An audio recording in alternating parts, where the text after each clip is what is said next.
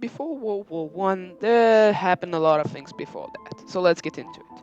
In 1904, Kaiser Wilhelm II started to improving the military, the navy, even their cavalry, and spread the nationalism across the country because he wanted to improve his nation. The economy was good, but he was afraid not of that. He was afraid of the enemies that they formed an alliance that we know Entente between British Empire, France, and Russia, for one reason, to just defend them against German Empire and many Central Powers when they formed an alliance to provide the safety against each other and trading embargo to make their economy greater. However, Germany allies were good, maybe? Between Austria-Hungary, they formed called Central Powers, but they had a new ally that wanted to join. That was called Italian Empariano.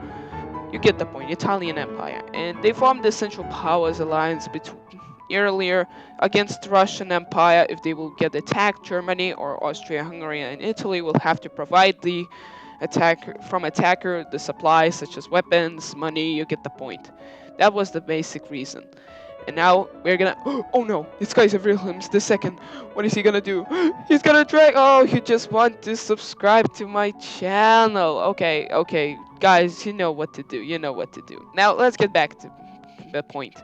So everybody just were ready to kick everybody's butt, such as France against Germany, because France was very mad about the Prussian war that they lost. And little did they know there will be a lot of blood between everyone and someone. Basically, just around the world, everybody was talking about kicking everyone's butt. Everybody wants to kill everyone and destroy the nation and win. And because everybody got strong and they wanted revenge from their past. Meanwhile, the peace will be break out between when Franz Ferdinand was about to become a king in 1914 in June 28th. That was the biggest reason that happened World War One. Well, it's nothing simple. Everything will be just fine.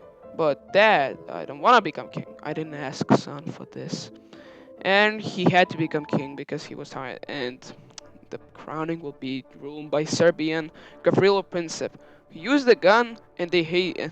He was a Serbian nationalist who hate kebabs and stuff. You get the point if you understood. And they shot very hardly that kebab man. I mean, the Ferdinand they shot hardly in the head, even killed his wife. Literally. That was a brutal thing. It seemed he was a nice guy, but I think I was wrong. I think I was deeply wrong for him. And July crisis happened. The whole entire July, Austria-Hungary was panicking that this happened, and many things just happened in July crisis. Everybody was panicking, and the government just asked nicely for Serbians to be peaceful, but they rejected, and Austria-Hungary did nothing but declared war on Serbia. But it sounded like nothing. They actually had some offers that will make peace, such as they will pay the casualty of destroying their new king, but they refused. And yeah, because of July crisis, Austria-Hungary chose to declare war because they thought they can easily defeat the Balkan nation. They thought they had improved more military than Serbians, but little did they know they had a very hidden secret between them, because the war might broke out, but Serbia just has to ruin everything. I mean, everything.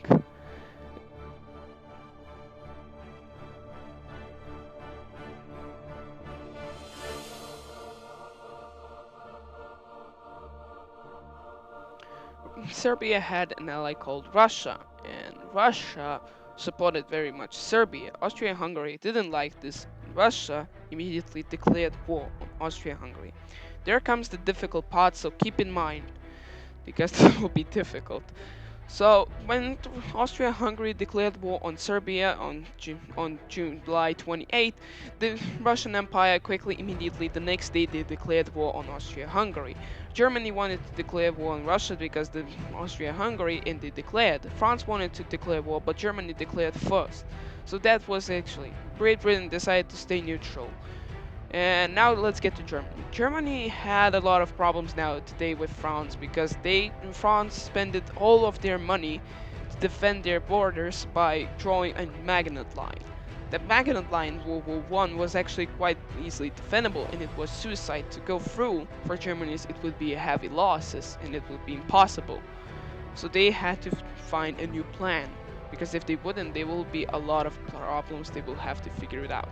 Germany got a new way that was really, really gonna take and change the course of history, because they are about to do some good old bullying.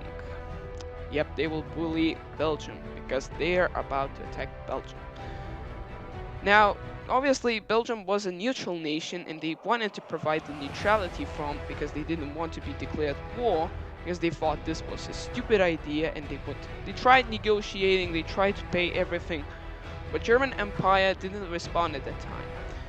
Ahmed first was one of those neutral ones because he thought he knew that he wasn't prepared in the nation and he couldn't fight together.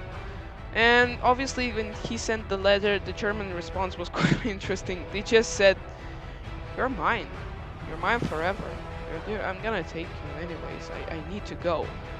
Now obviously this led to Britain to join the war, and that really changes the course of history forever, because if Britain didn't join, there might be losses for allies. I don't know. But let's get the difficult part once again. Listen up, kids.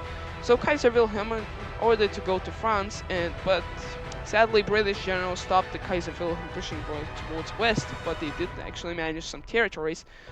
So Kaiser Wilhelm II tried to focus on Eastern Front to defend, but then Russian generals quickly pushed them back with Austria-Hungary.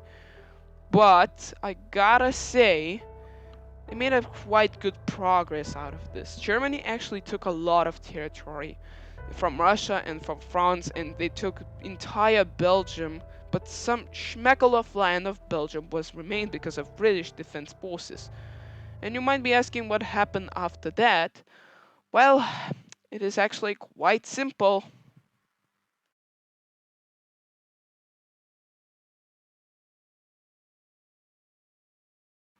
Trenches were a new technology to help the people to secure their borders that they have made.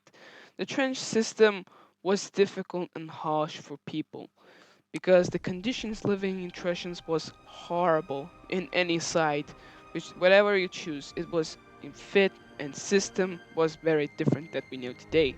So the objective, let's just say, there is an objective in the enemy's land.